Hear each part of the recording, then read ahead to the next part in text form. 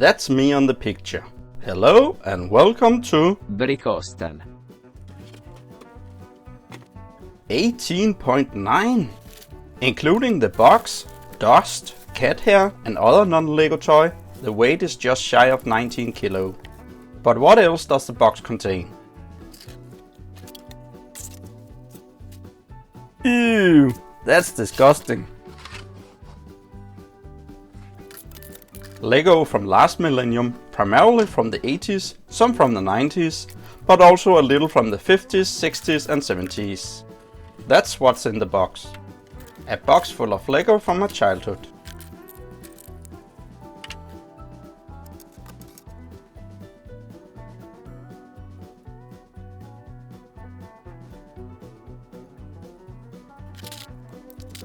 Is that salt brick? I've already washed and sorted some Lego from my childhood, but not the content of this big box. It's been stored in the attic at my mom's house for roughly 25 years. And no human has touched it since. Except for some of the stuff in the top layer. So we'll experience an archaeological excavation in this video. Which treasures may it hold?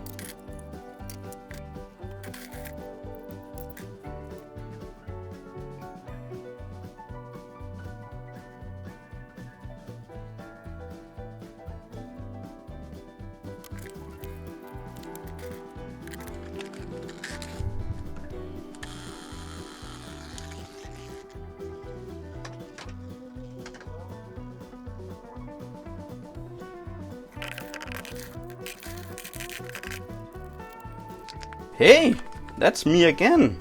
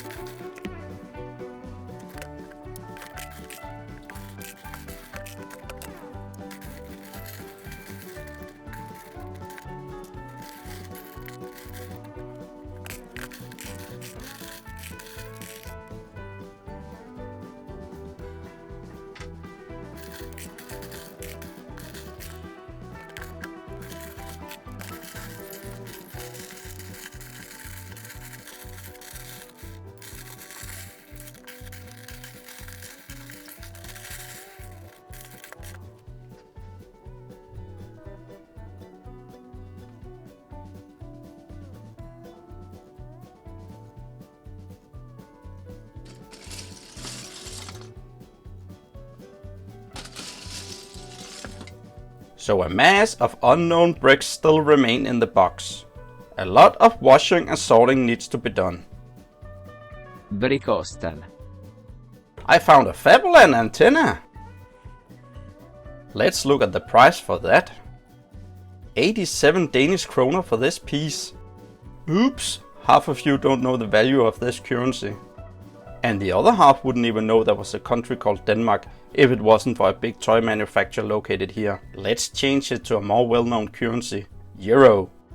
Yeah, some of you would still say, we only know dollars, and implicit refer to US dollars, not Canadian, not Australian, not New Zealandian, or one of the other countries that use dollar.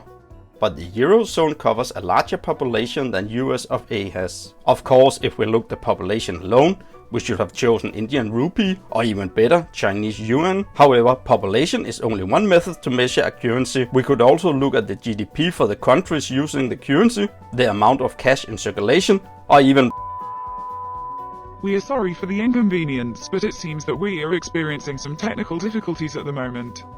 We will continue the scheduled program as soon as the presenter stops babble about currency. And we are back. Sorry about that.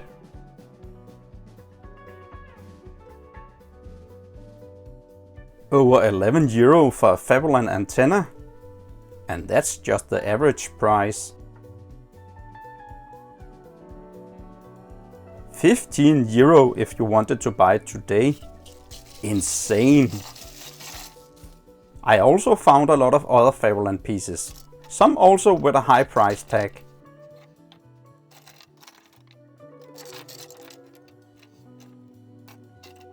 Red Indians? Ha! That wouldn't work today. Too politically incorrect. The feather alone has an average price of 246 euro. I found 5 of those in the box. And the paddle is 350 euro. I only found 1 of those. Hey, that's also me. These bricks was all found in the box. This 2x4 has cross support and is perfectly fine.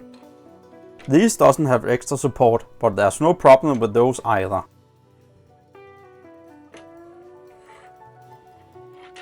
But these, also without extra support, seems to be made of another type of plastic. Bricks that looks like other bricks, but over time has become deformed. If you look inside the 2 types without support, you can also see that the molds aren't the same. It doesn't seem like Bricklink treats those as 2 different types. Bricks and plates from mid-1950s that's worth nearly nothing. The ones without bottom tubes, but with LEGO logos on the top. A few bricks from the early 1950s was also found. Some doesn't even have LEGO written on them, some has LEGO molded in the bottom. They seem to be worth a little, if you can find a buyer for such relics. That's all for this time. There's more LEGO that needs to be washed and sorted, but that must be the topic for another video. See you! Brick Constant